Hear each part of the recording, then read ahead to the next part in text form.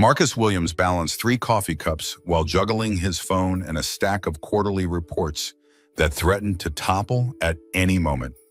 The Sterling Tech Solutions office buzzed with Tuesday morning energy, but Marcus moved through it like a man running on borrowed time. At 28, he had mastered the delicate art of appearing composed while internally calculating pickup times, grocery runs, and the dwindling balance in his checking account. 6-year-old Tyler was everything to him. The bright-eyed boy with an endless fascination for Legos and soccer had been Marcus's entire world since David walked out 4 years ago. David couldn't handle the pressure of fatherhood, couldn't handle the scrutiny of raising a child with the gay partner in conservative Texas. So he left, leaving Marcus to navigate single parenthood while hiding his identity in a workplace that felt increasingly hostile to people like him. Marcus had learned to be invisible at Sterling Tech. After the discrimination he faced at his previous job in Dallas, where coming out cost him promotions and eventually his position, he kept his personal life locked away. His colleagues saw a dedicated data analyst who worked late and rarely joined happy hours. They didn't see the man who spent weekends at Zilker Park teaching his son to kick a soccer ball, or the father who stayed up nights worrying about school bullies and college funds. Conference Room 4B, that's where he was supposed to deliver the analytics reports. But the hallways in Sterling Tower all looked the same when you were rushing, and Marcus's mind was already on Tyler's pickup time. He knocked once and pushed open the door without waiting, expecting to see the familiar faces of the quarterly review team. Instead, he found Alexander Sterling. The CEO stood frozen mid-motion, crisp white shirt half-buttoned, his usually perfect composure completely shattered. For a heartbeat, neither man moved. Alex's eyes widened, and Marcus felt his breath catch. The rainbow bracelet Tyler had made him for Father's Day suddenly felt like a neon sign around his wrist. Marcus dropped the reports, papers scattered across the polished floor like fallen leaves, and his carefully constructed professional facade crumbled with them. He stammered an apology, grabbed whatever papers he could reach, and fled. His heart hammered against his ribs as he rushed down the hallway, certain that security would escort him out within the hour. For 3 days, Marcus waited. He avoided eye contact with colleagues, jumped every time his phone buzzed, and prepared Tyler for the possibility that Daddy might need to find a new job. The tech industry in Austin was competitive, but being blacklisted from Sterling Tech would make finding another position nearly impossible. Single fathers couldn't afford to be unemployed, especially single fathers with secrets they couldn't afford to reveal. Sometimes the moments that change everything start with the smallest mistakes. Marcus thought he'd opened the wrong door. What he didn't realize was that he'd opened the exact door he needed to find himself. Alex Sterling's assistant appeared beside Marcus's cubicle like a specter on Friday afternoon. The woman's expression revealed nothing as she delivered the message that made Marcus's stomach drop. "Mr. Sterling would like to see you in his office." Marcus's hands trembled as he rode the elevator to the executive floor. Sterling Tower's top level felt like ascending to Judgment Day. He'd spent the week rehearsing explanations, apologies, pleas for discretion. Instead, Alex greeted him with something Marcus hadn't expected: respect. The CEO didn't mention Tuesday's incident. Instead, he pulled up Marcus's efficiency proposal from the previous month, the data optimization system that Marcus had submitted without much hope of recognition. Alex's analysis was thorough, his questions sharp, his approval genuine. When he assigned Marcus to lead the pilot program, Marcus felt the ground shift beneath his feet. The project meeting started professionally but gradually grew personal. Alex would stop by Marcus's workspace, ostensibly to check progress, but lingering to ask about the colorful drawings pinned near Marcus's monitor. Tyler's artwork depicted Austin landmarks with 6-year-old enthusiasm, the state capitol rendered in purple crayon, Lady Bird Lake dotted with optimistic ducks, the South by Southwest logo spelled out in uneven letters. Alex asked careful questions about single parenting. His interest seemed genuine, though Marcus sensed something beneath the surface, a longing that the CEO quickly masked with professional detachment. These conversations made Marcus nervous in ways he couldn't name. Alex's attention felt dangerous, not because it was unwanted, but because Marcus found himself wanting it too much. Meanwhile, Tyler faced his own challenges at Gullet Elementary. Classmates had started asking pointed questions about his family structure. Why don't you have a mom? Where's your dad's wife? The innocent cruelty of children exposed what Marcus had tried to shield his son from. Tyler came home confused, asking why their family was different, why Marcus never dated anyone like other parents did. Marcus deflected these conversations with practiced skill, but the questions gnawed at him. How long could he protect Tyler from a world that saw their family as incomplete? How long could he protect himself from the growing attraction he felt toward a man whose company policies emphasized traditional family values? The tension reached a breaking point during a team meeting when a colleague made an offhand comment about the importance of stable traditional families in the tech industry. The remark was casual, thoughtless, but it struck Marcus like a physical blow. He watched Alex's reaction carefully, saw the moment of discomfort that flickered across the CEO's face before professional neutrality returned.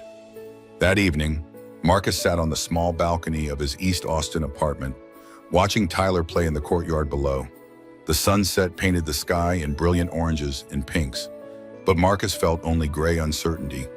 The promotion opportunity was real, potentially life-changing, but it came with scrutiny, visibility, risk. The higher he climbed, the harder it would be to remain invisible. Tyler called up from below, waving a soccer ball and grinning. In that moment, Marcus realized that visibility might not be the enemy he'd believed it was. Sometimes being seen meant being valued. Sometimes the very thing you fear might be the thing that sets you free. The phone call came during Marcus's presentation to the Sterling Tech Board. Tyler's voice, small and scared, cut through the conference room's professional atmosphere like a blade. He'd been hurt at school, and the nurse couldn't reach the emergency contact. Marcus's carefully prepared slides became irrelevant as parental instincts overwhelmed professional obligations. Alex didn't hesitate. He stood from the boardroom table and offered to drive, leaving surprised executives in their wake.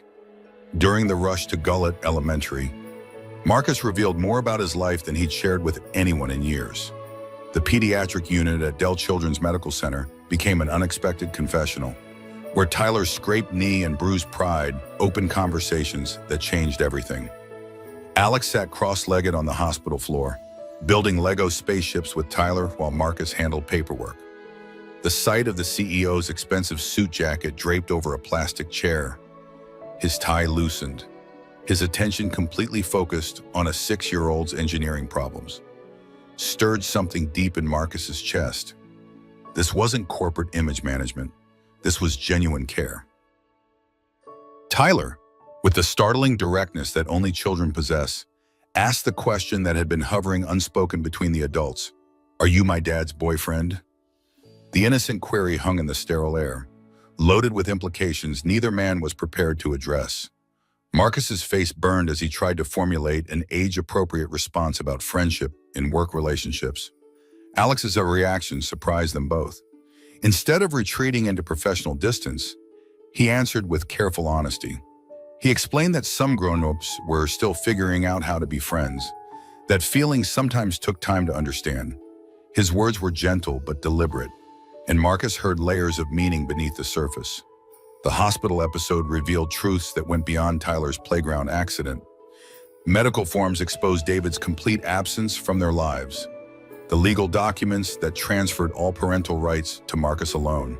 Alex witnessed the reality of single parenthood, the juggling of work and childcare, the financial stress hidden behind Marcus's professional competence, the love that made every sacrifice worthwhile. But their growing connection faced immediate threats. A Sterling Tech board member had seen social media photos from Tyler's soccer game, images that showed Alex cheering from the sidelines like a proud family member. The traditional investors who funded Sterling Tech's expansion had questions about the CEO's personal associations, family values. They reminded him, were central to their corporate partnership agreements. Alex faced an ultimatum delivered in the marble-cold executive conference room: distance himself from Marcus and Tyler, or face the possibility of investor withdrawal that could cripple company growth. The choice seemed impossible: personal happiness versus professional survival, individual authenticity versus corporate responsibility. Marcus sensed the pressure even before Alex explained it. He offered to transfer departments, to make himself invisible again, to protect Alex from consequences that seemed inevitable. But Alex surprised him again. The CEO who had built his reputation on calculated business decisions found himself caring more about Tyler's gap-toothed smile and Marcus's quiet strength than about stock prices and board approval. The crisis forced both men to examine what they truly valued. In the bright, antiseptic corridors of the Children's Hospital, surrounded by the controlled chaos of pediatric care, they realized that some doors, once opened, couldn't be closed again. David's sudden reappearance felt like a ghost materializing from Marcus's worst nightmares. 4 years of silence, 4 years of absent child support, 4 years of Tyler asking why his other daddy never called. Now, triggered by local news coverage of Sterling Tech's diversity initiatives, David filed for visitation rights, claiming concern about Tyler's unstable environment. The custody paperwork arrived on the same day that Sterling Tech's board scheduled their vote of confidence in Alex's leadership. Coincidence felt like cruelty as Marcus read legal documents that described him as an unfit parent, while Alex faced investors who questioned his commitment to traditional corporate values. Austin's LGBTQ+ community rallied with unexpected strength. The Resource Center on East 4th Street became a second home as Marcus connected with other single fathers, lesbian mothers, transgender parents who had fought similar battles. Their stories reminded him that visibility, while dangerous, was also powerful. Tyler attended these gatherings with wide-eyed curiosity, learning that families came in countless beautiful configurations. At Sterling Tech, progressive employees found their voices. The company's younger workforce, tech professionals who valued innovation over tradition, spoke up in ways that surprised the conservative board members. Client relationships remained strong as Austin's technology community embraced diversity as a competitive advantage. The resistance to change was vocal, but numerically smaller than anyone had anticipated. The emotional breaking point arrived at Austin City Limits Music Festival. Marcus and Tyler were enjoying the family-friendly activities when protesters appeared, their signs targeting LGBTQ+ families with ugly slogans and cruel intentions. Tyler pressed close to his father's side, confused and frightened by the sudden hostility surrounding them. Alex appeared like a guardian angel stepping out of the crowd. He positioned himself between Tyler and the protesters, his presence commanding immediate attention. Media cameras captured the moment Sterling Tech's CEO publicly defending his employees' right to exist safely in their own community. The photograph went viral within hours. Alex Sterling, billionaire businessman, creating a protective shield around a same-sex family. The image sparked nationwide conversations about corporate responsibility, LGBTQ+ rights, and the courage required to choose love over fear. The board meeting that followed felt like a trial. Conservative investors demanded explanations, threatened financial withdrawal, questioned Alex's judgment and leadership capabilities.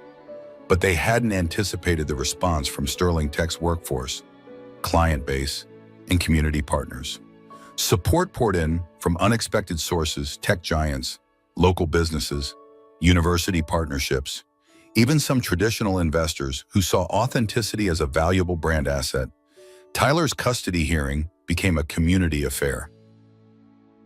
Teachers testified about Marcus's dedication. Neighbors described Tyler's happiness and health. LGBTQ+ advocates provided legal support.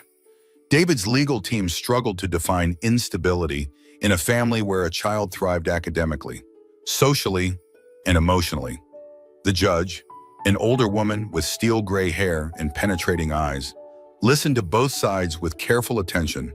Her decision was swift and decisive. Tyler belonged with the parent who had provided consistent love, support, and stability. David's years of absence had consequences that couldn't be erased by legal paperwork. That evening, Marcus and Tyler sat in their small apartment watching news coverage of the day's events. Alex appeared on their television screen, defending his choices in interviews that would reshape Sterling Tech's corporate culture.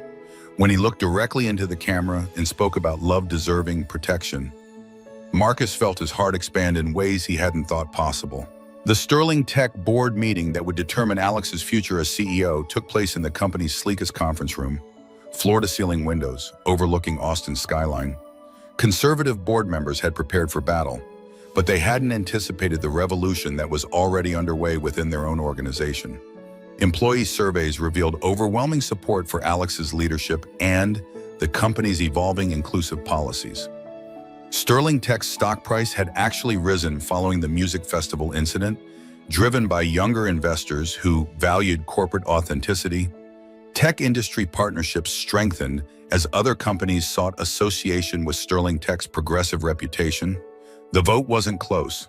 3 conservative board members resigned rather than accept the company's new direction, but their departure cleared the path for leaders who understood that diversity drove innovation. Alex's position was secure, and Sterling Tech emerged stronger than ever. Marcus's promotion to Senior Director of Inclusive Analytics came with a salary increase that eliminated his financial stress for the first time in years. More importantly, it came with visibility that he no longer feared. His efficiency systems were implemented company-wide, and his story became part of Sterling Tech's recruiting materials, attracting talented professionals who valued authentic workplace culture. Tyler blossomed in his new environment. At school, he became an ambassador for family diversity, educating classmates about different types of love with 6-year-old wisdom that left adults speechless. His confidence grew as he realized that having 2 dads who loved him was something special, not something to hide. The transformation rippled through Austin's tech community. Sterling Tech's example inspired other companies to examine their own policies and prejudices. The city's reputation as a progressive technology hub was strengthened by businesses that chose inclusion over tradition. Alex's personal growth was perhaps the most remarkable change of all. The CEO who had built emotional walls as high as skyscrapers learned vulnerability through Tyler's bedtime stories and Marcus's patient guidance. Family game nights replaced late office hours, and Alex discovered joy in small domestic moments he'd never imagined wanting. 6 months after the music festival incident, Marcus found Alex assembling a complex Lego architecture set with Tyler on their apartment's living room floor. The Austin skyline stretched beyond their windows, but the real beauty was in watching Alex's concentrated expression as Tyler explained proper building techniques with professorial seriousness. Alex looked up from the plastic bricks and met Marcus's eyes. "I never knew family could feel this natural," he said quietly. The words carried weight beyond their simplicity, acknowledging the journey that had brought them to this moment of perfect ordinary happiness. Tyler, oblivious to the adults' emotional exchange, proudly displayed his Lego Austin City Limits Festival stage, complete with tiny rainbow flags and minifigure families of every configuration. "I built all kinds of families," he announced with satisfaction. "Just like real life." Marcus sat down beside them, adding his own piece to Tyler's creation.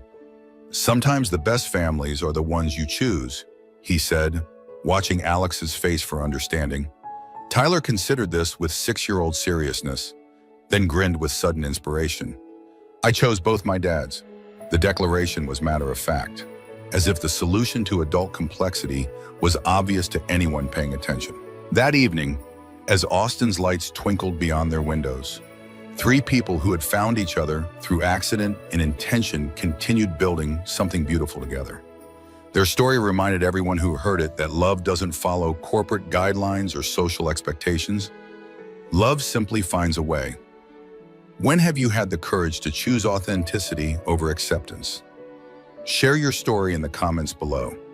Subscribe to Heart Stories, where every door leads to possibility and every family finds its own perfect shape.